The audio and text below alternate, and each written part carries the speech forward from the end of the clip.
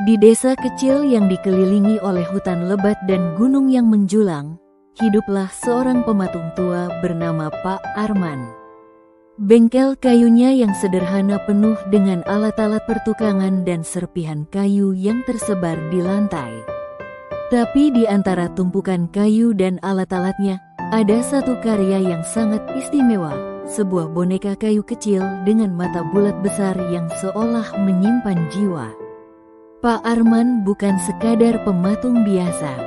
Dia dikenal oleh warga sebagai sosok yang lembut dan penuh kasih sayang, terutama pada anak-anak.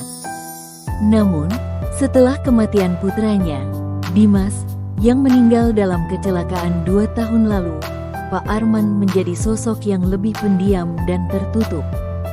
Bengkel itu berubah dari tempat yang dulu riang menjadi sepi dan sunyi.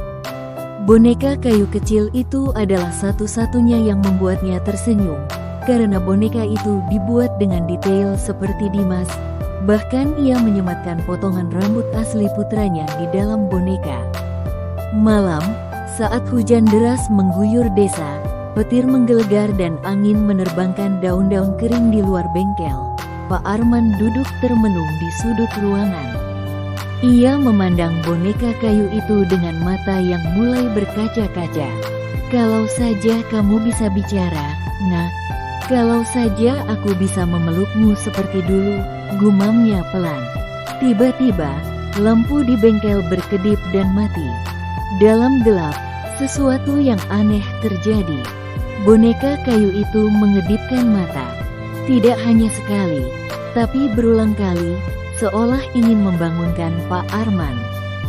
Jantung Pak Arman berdegup kencang. "Ini cuma hayalan, hanya kelelahan," katanya pada dirinya sendiri. Namun, saat ia menyalakan lilin, ia terkejut.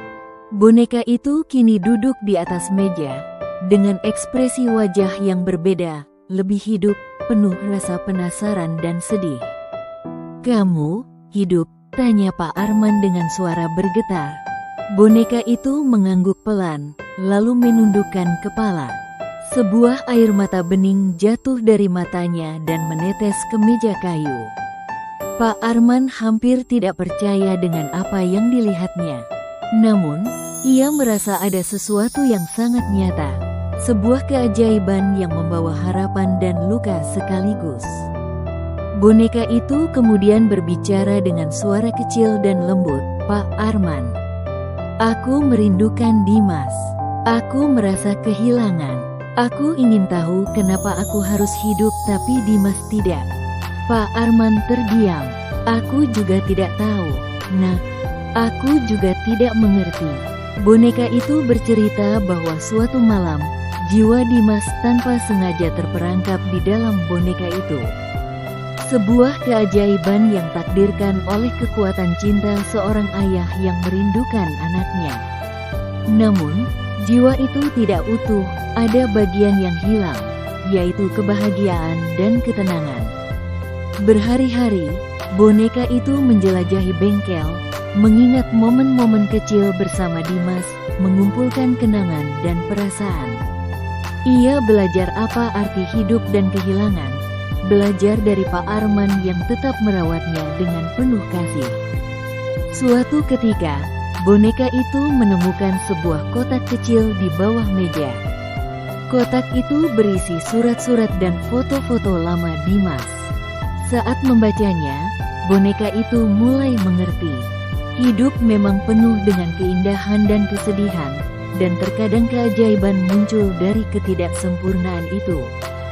Pak Arman, yang melihat perubahan pada boneka itu, mulai membuka hatinya kembali.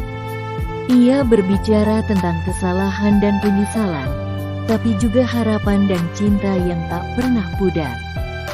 Bersama boneka itu, ia merasa kembali menjadi ayah yang dicintai putranya.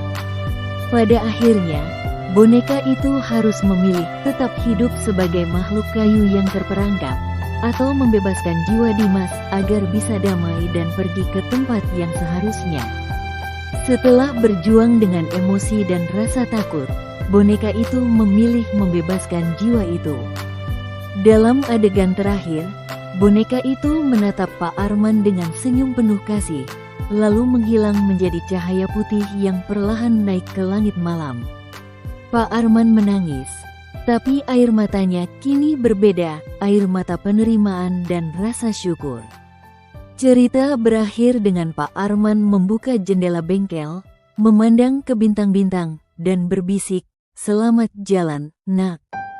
Aku akan merindukanmu."